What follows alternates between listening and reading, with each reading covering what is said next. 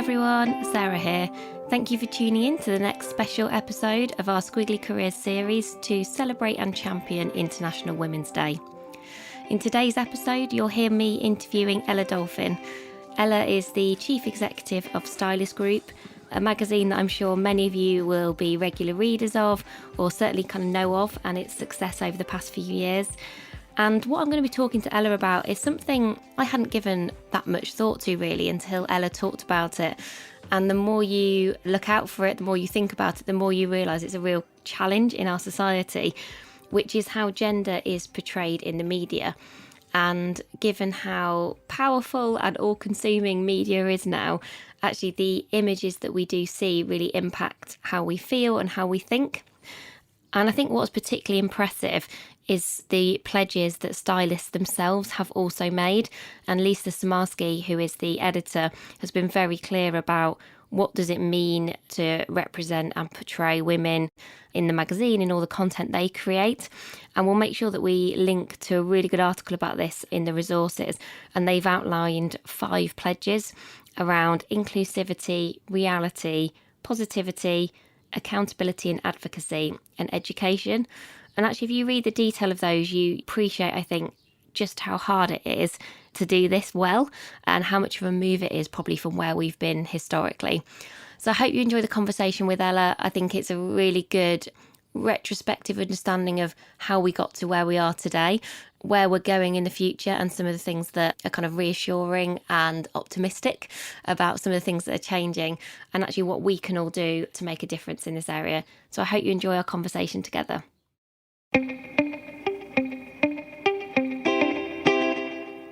So Ella, thank you so much for joining us today. Thank you.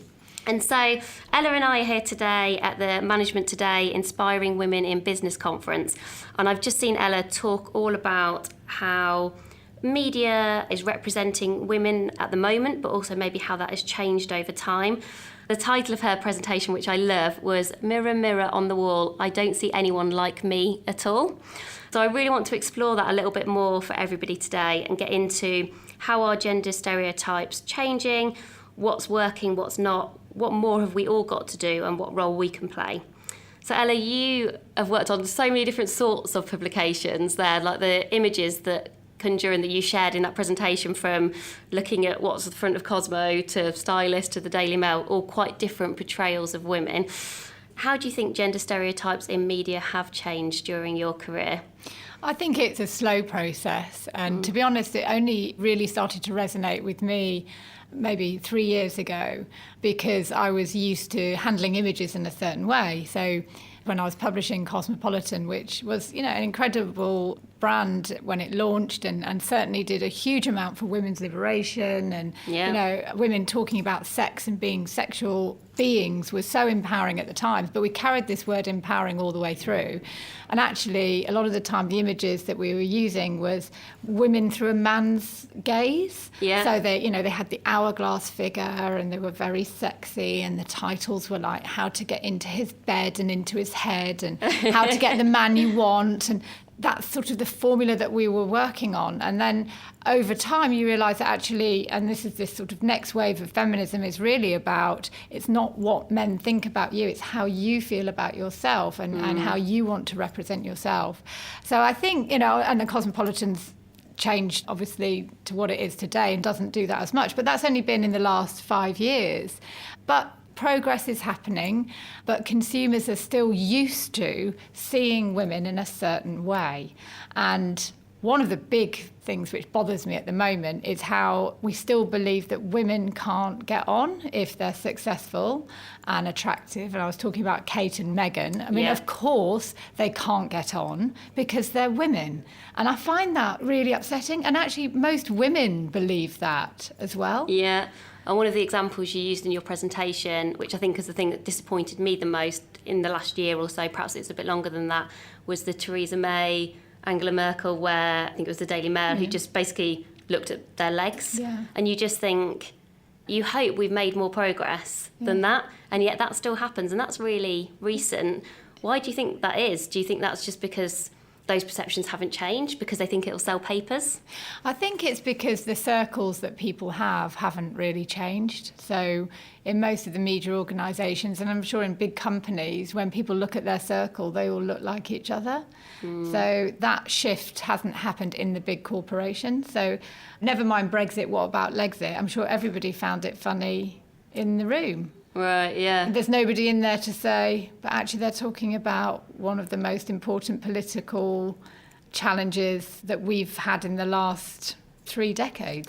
So almost the challenge is this echo chambers that end up existing of people getting into a routine and a habit of doing things in the same way. It's a bit like a Forbes list of top 100 inspirational and creative leaders. And in that 100, there was one woman. And I just couldn't believe it. I just thought, how can anyone sit in a room? Loads of people must have seen that list before it got published by Forbes. And I don't understand how no one said, really? There's only one woman who we consider to be an inspirational leader. And yet that does still happen. You have to be careful. I mean, it comes down to representation, role models, etc. And you have to be mindful of the images and the choices you're making. And so if I was ever publishing a list and it was all white men, I would really think, what am I saying here? Because you are telling a whole generation of people that don't look like that this isn't for them. And that takes another 10 years of change to make it happen. And I think the other bit that is really important to understand is that it has a massive impact on people's mental health and how they feel. And if you don't see yourself reflected, it's about confidence. You just don't think it's for you, and you don't have the confidence to be able to step forward and take that on. So the whole cycle gets a lot worse. I mean, I was talking about Vogue under Edward Enninful, which he has changed the imagery of Vogue. There's women of colour on their cover of Vogue, which takes on a life of its own consistently. And now, I said, my teenage daughter, she sees women of colour, she's white, but she sees women of colour as something beautiful, fashionable, part of the cool. And I know that all sounds a bit glib, but it's so important, because before it was only white women that were seen in that I think you said space. on stage, and I thought exactly the same, is I grew up where I just thought basically you had to be Kate Moss. Yeah. I just spent years berating myself that I wasn't really skinny and, like you say, somehow not blonde enough. And certainly for me, I didn't have straight enough hair because I've got really curly hair. And because I also definitely grew up in like the Friends generation, I was just like, why am I not Jennifer Aniston? I know. I actually have a friend of mine who was saying her daughter, she's a woman of colour, and she said, so her daughter was talking to me about Instagram because we were doing some research. And she said, when I was growing up, she was from Finchley, she had a lot of white mates. They were always on diets. And she said, I wasn't, because I just thought, well, obviously, what they're referring to is the covers of magazines and all the kind of diet imagery around white women. So she thought it just wasn't about her. So she didn't even think about she'd almost dieting. Discounted it. That's not for me. Not in an awful way. She's just like, that's what Yeah. white people do, and it's not even talking to me. Yeah. Then she said, as Instagram started to really come into play, then she saw more and more black women of certain shapes and sizes, and then she started to think about her shape and her size and her hair. And she said, for the first time, it was being bombarded back at her and the images, and it started to make her think differently. So do you think social media then is a help or a hindrance in terms of moving the agenda forwards, or do you think it's just a real mix at the moment? We're in a bit of a melting pot moment where there's some things that are really positive. And actually Stylist, I think, did a really good campaign. I've seen a few people do it around follow people who make you feel good. Because actually I've certainly found that engaging with Instagram, particularly over the last couple of years, a bit more with our business that we run, I started to realise I was comparing myself to all of these people who I was like, oh, I'm not good enough, or I'm not travelling enough to these amazing countries that I was watching other people do, or I don't look cool enough, or I'm not hanging out in the right places. And I started to put myself under quite a lot of pressure to almost be like these other people, which was not something I'd really ever thought about before either. And it actually takes quite a lot of confidence to choose to opt out of that. But I do also really like these campaigns I'm seeing at the moment where people are saying, if something doesn't make you feel good, stop following it. Well, I think it's definitely not a help. at the moment. Okay. And I think with the study we've done, we've got half of all women under pressure to paint a perfect life on social media. Yeah. I think 67% of women follow accounts that make them feel bad. Yeah. They you know said it that. does. And then I think the stat was over 70% of people feel their self-esteem drops after spending time on Instagram. Yeah. And so it's obviously having an impact on how people feel about themselves. It's not real, okay? It's not real to be. I mean, if you went behind the tile and you saw the perfect the perfect mummy blogger. Oh yeah, I especially don't like mum ones because I'm always like, oh no. Exactly. So, they're like, oh, and so-and-so's here and, on the hip and made this amazing vegan breakfast and everything's wonderful. If you just move to the side, you'll see the washing drying on the line and the mess or whatever. And that's real life. It's not real to have this perfect life all of the time. I'm starting to see certainly some of the people who definitely do show the realities of life on Instagram have really large communities, which often feels like quite positive places to hang out. I'm a big fan of Bryony Gordon, who you talked about in your presentation as well, who does a lot of running, has done running in her underwear to show that it doesn't matter kind of what shape or size you are. Anyone can run, and she can run really far now. She's really kind of built up over time and writes really eloquently about her own mental health and does lots of kind of no-filter pictures, but is very kind of honest about her relationship, I think, with that community. And I would say I don't think I ever see a post from her and feel bad. I just feel, it's not like she goes, oh, I'm really happy with myself all the time, because who's like that? But she does seem to have a confidence in herself, so it inspires me to think that's a really lovely way to be. I mean, listen, the power of social, obviously, is the communities that you can build and the information. So used in the right way, it is incredibly powerful. And I know with Bryony Gordon, she was meant to be speaking at one of our events, and instead of saying, I can't come, I've got different arrangements, she said, I'm just too unwell. Okay. And she actually wanted to read that out to the audience so it wasn't a pretense. Yeah. And I thought that was so powerful and so important for people to hear that they could actually say that. So you're right. Listen, used in the right way, it's incredible. I mean, look, there's so many benefits, to be able to be connected to people in that way. But the large part of it is people scrolling through images until they feel worse about themselves.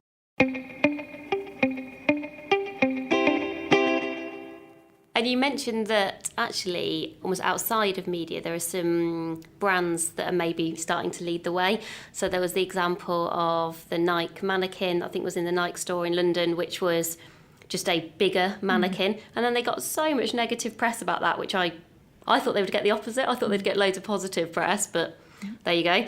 And brands like Dove, who actually for a long time, I think have been committed to showing lots of different styles and types of women. Who are the people, other than stylists, who obviously do a great job in this area, because that's very much, the position you come from and the kind of stories that you tell. Who else does a really good job that you just really admire, whether it's brands or people? Well, actually, I think we did some work with Getty Images and Dove earlier this year. Now, one of the big issues we've got is how quickly we can change things. So if you Google secretary, you'll be shocked what comes up on the first page. It's literally women... White shirt, black skirt, pencil skirt? Yeah, but sort of lying on the floor with a pencil or sitting on the corner of a desk. Sexy. So highly sexual images of white women with their white blouse lying a little bit that's on depressing. The floor. But that is on the first page when you search secretary. Okay. And the problem is the most advanced algorithms in the world can only serve up the images which are available. Yes, yeah. So Getty worked with Dove to produce a library of images which are shot of women of colour, different sizes, different shapes, in positions which are just normal, so that there is more images to attach to the algorithms. And so the images that we create now will feed what we see going forward. So I thought that was a brilliant project by really Getty, good idea. and I think Dove have been consistently good in this space and will continue to be so. And as I say, I think a lot of the beauty brands, they will not produce a makeup range that doesn't go from very white to very dark anymore. Yeah. Now that wasn't the case. Well, I noticed even Victoria Beckham's new makeup range has got a much wider range of products than I think I've seen before. Yeah, but of course you've got to have a wider range. Yeah, and of course. I know there was obviously one beauty brand who launched with a white first and then said, we'll do black later. And it's really? Yeah, but I mean, just even saying that, it's like, I don't, what are you saying? Yeah. But I think some of the beauty brands have done some really, really good work in this space. And you also mentioned, and I think it's a really important point and one I've spent quite a lot of time thinking about, is how critical the language that we use, whether it's within media or that brands are using, in terms of how different things are positioned. Mm-hmm. So I think you talked about beauty brands not now doing things like anti-aging, because it's just the implication with like anti is that age is just a bad thing and a thing to be avoided. And I think you were saying that stylists wouldn't advertise any products that said anti-aging. No, we don't take anything that says anti-aging. So there's a lot of pro-aging around. And the nuances around it, but it is important. It's like fighting wrinkles. Yeah. Okay, fighting. It's like this awful thing that's going to happen to you. Well, also, that's really... the founder of Leon has written a really interesting book called Winning Not Fighting, and he talks about how much of kind of war style language is actually used in the day-to-day. So actually, as soon as you go fighting, it's like, well, that's actually really combative, aggressive language of like almost, that's how seriously you should be taking your wrinkles, that you should be fighting them. And that would be his point. His point is that's not the right language to use about wrinkles. You might just go, yeah, as you get older, everybody gets wrinkles, but women seem to have to worry about them way more than men do for whatever reason. Yeah, you've got to fight it. What's the thing that you've done, and I kind of use the collective you at Stylist, that you're most proud of in this area of kind of moving the agenda forward? You've done some like brilliant videos where you rewrite Daily Mail headlines that are hilarious. We'll make sure we link to those in our resources for the podcast because they will just make you laugh. They're just very funny. But there's so much you have done. Is there one thing that you just think, oh, that was one for you that you just felt personally was very special? I think at the moment the whole editorial positioning is based around our Love Women insight. So all of the stats that I mentioned before, half of women feeling under pressure to have a perfect life, 70% of women feeling low esteem without makeup on. So we're taking that and thinking about how we can build that all the time into our content. So we were talking earlier, which is in January, it used to be all magazine publishers would do New Year, New You. Yeah. So we're kind of shed your skin and regrow. We're going to do like New Year, same old you, and that's same. really, really good enough. But I think the images that we use in the magazine are exactly as I discussed. They represent every single woman in this country, and in our shoots we use all different body types and sizes, and when you see it, well, it just feels like stepping out into, we're an urban brand, so it feels like stepping out into one of your cities and just seeing, like how you see... It's like the real world. But how you see women, and obviously I live in London, but I see women on the tube and I think they all look amazing. Yeah. All of them, and they're so different, and everything about them, I think women look amazing. And when I see the magazine and our digital properties and I see that reflected back, I'm really proud of that. That's amazing. And lots of people listening to this probably won't work in media or in publishing, but would want to absolutely kind of support all the philosophy and the ethos that sits behind your Love Women campaign and everything that kind of Stylist is trying to do. So other than getting and reading their Stylist every week, what else can you do just as a consumer? What else could people actively do to help to support this agenda move forward? I think you've got, you can talk with your purses, and if, there is a certain brand that I boycott because they only brought out white first. Okay. And I know they've corrected it, but I don't buy them. It sticks with me. There are publications or films or whatever that you don't want to watch because it doesn't represent where we are. So I think it's about using your kind of purchasing power to say this is not okay. I think we're seeing it much more with the younger generation. Yeah, me too. They really do want to know what's behind the product. They want to know what they do, and sustainability is a whole new topic, but they do want to know the whole process end to end of how something's produced, but also what your values are. Yes. And I think if you can see a value that sits there and you're like, that's not my value, you shouldn't really be engaging with it. And so if we were to fast forward 5 years, so in the scheme of things, not that far away, but potentially with quite a hopeful new generation who are starting to think a bit more about both, I think, really care about feminism, both men and women, and also maybe purchasing in a different way.